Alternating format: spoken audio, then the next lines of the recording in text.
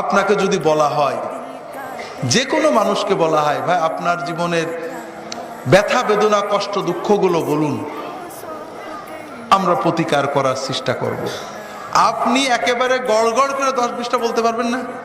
হুজুর বলেন না, বউ কথা শোনে না, ছেলে এইটা করে, মেয়ে এইটা করে, চাকরিতে এই অসুবিধা, এই সমস্যা, প্রতিবেশী এই সমস্যা করে, আসে না?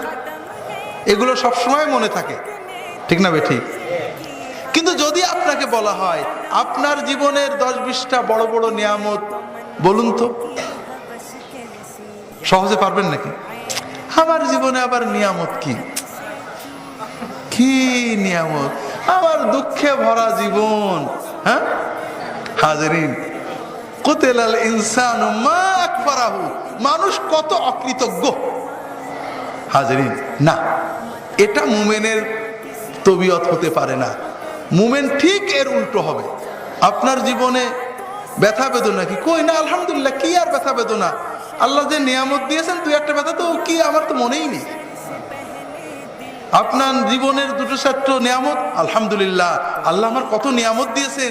আমার সাথে যারা জন্মেছিল আমার দেশে, আমার ছোটবেলার বন্ধু, কত খারাপ অবস্থায়, কারোর চোখ নেই, কানা হয়ে গেছে, বুড়ো হয়ে গেছে, মরে গেছে, আল্লাহ আমাকে অনেক ভালো রেখেছেন। আল্লাহ আমার ছেলের অমুক অমুক নিয়ামত, আমার বউ, কত লোকের বউ কত কিছু করে, আমার বউ আলহামদুলিল্লাহ এইটা করে, এইটা করে, এইটা করে। মুমিনের জীবনে নিয়ামতগুলো মনে থাকবে, কষ্টগুলো ভুলে যাবে। আর এই জন্য সবচেয়ে বড় ঔষধ হলো আলহামদুলিল্লাহ। হাজরিন, এই জন্য আপনাদের বলি, একটু জান ভরে মন ভরে আলহামদুলিল্লাহ বলা শেখেন, দেখবেন জীবনের কষ্ট অর্ধেক চলে যাবে, এমনি অটোমেটিক চলে যাবে। রাসূলুল্লাহ সাল্লাল্লাহু আলাইহি ওয়াসাল্লাম সকাল বেলায় উঠে, বিছানা থেকে উঠেই কি বলতেন? আলহামদুলিল্লাহ আল্লাযী আহয়ানা বা'দামা আমাতানা ওয়া ইলাইহিন নুশুর। আলহামদুলিল্লাহ, আমরা তো মরে গেছিলাম, ঘুমানো মানে কি? মরা না? আল্লাহ আবার জিন্দা করেছেন, আল্লাহর নিয়ামত, আলহামদুলিল্লাহ। দেখেন, আমরা প্রতিদিন ঘুমেরটা উঠছি, এটা তো আল্লাহর নিয়ামত, অনুভব করি নাকি? না, অনুভব করতে হবে ভাই। প্রতিটি নিয়ামত আল্লাহর, প্রতিটি।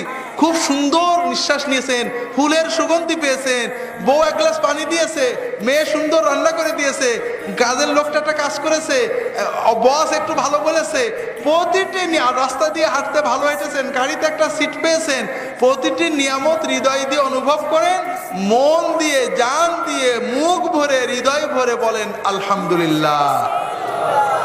একটু অভ্যাস করে দেখেন, জীবন পাল্টে যাবে।